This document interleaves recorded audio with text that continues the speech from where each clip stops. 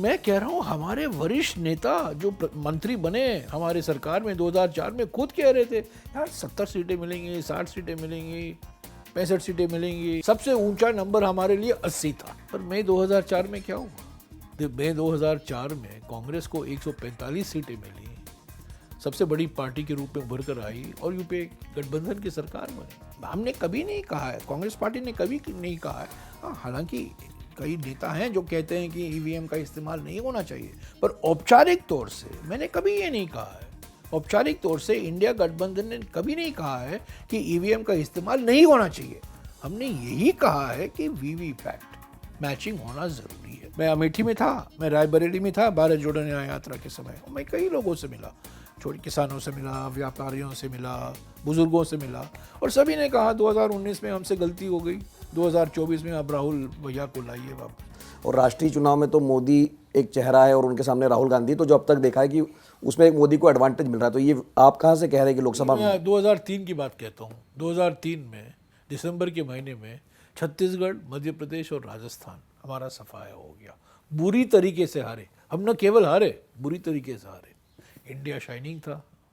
हमारे कहा जाता था कि हमारे देश के राजनीति में एक भीष्म पितामह हैं अटल बिहारी वाजपेयी, वो प्रधानमंत्री थे। इंडिया शाइनिंग था। प्रमोद महाजन, बहुत संसाधन थे उनके साथ। और संगठन में जो हमें सफलता कर्नाटक में मिली, जो सफलता हमें तेलंगाना में मिली, हम छत्तीसगढ़ में और मध्य प्रदेश में और राजस्थान में उस सफलता नहीं हासिल कर पाए ना। तो संगठन में मैं बिल्कुल आपसे सहमत हूँ कि ये मुद्दे हैं। सीएसडीएस सर्वे ने भी यही दिखाया है कि महंगाई और बेरोजगारी सबसे ऊंचे स्तर पर हैं ये मुद्दे, प्राथमिकता के आधार पर क्या हमारा संगठन इसको वोट में बदलेगा, ये हम पर ही निर्भर करता है ना। तो चूंकि आपने मध्य प्रदेश, राजस्थान और छत्तीसगढ़ का जिक्र किया, यहाँ कम से कम 2 राज्यों में माना जा रहा था कि कांग्रेस जीत सकती है, तो मैं भी मानता था कि हम 2 जीतने वाले हैं। क्यों नहीं जीत पाए? यार निराशाजनक नतीजा है। और बिल्कुल मैं तो मानकर चल रहा था, कई लोग मानकर चल रहे थे तीनों हम जीतेंगे, पर मैं सोच रहा था ठीक है, 2 तो ज़रूर, एक तो बिल्कुल पक्का था। छत्तीसगढ़ तो हमारी उम्मीद ही नहीं थी।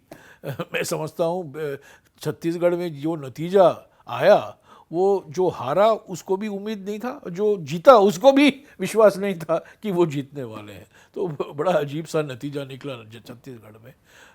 राजस्थान में बदलता रहता है हर 5 साल। तो अब जो 3 राज्यों की आपने बात की, राजस्थान, मध्य प्रदेश और छत्तीसगढ़, तो वो तो जो प्रोजेक्शंस है वो तो बिल्कुल एक तरफा है कि नहीं, एक तरफा नहीं है। अगर आप प्रोजेक्शंस देखें, मध्य प्रदेश में, छत्तीसगढ़ में, राजस्थान में, मैं इस तरफ एक तरफा नहीं मानता हूँ। हम ज़रूर इस बार कई सीटें हम जीतेंगे, काफ़ी सीटें हम जीतेंगे। मैं समझता हूँ राजस्थान में हम 15 से 20 सीटों में हम लड़ाई में हैं।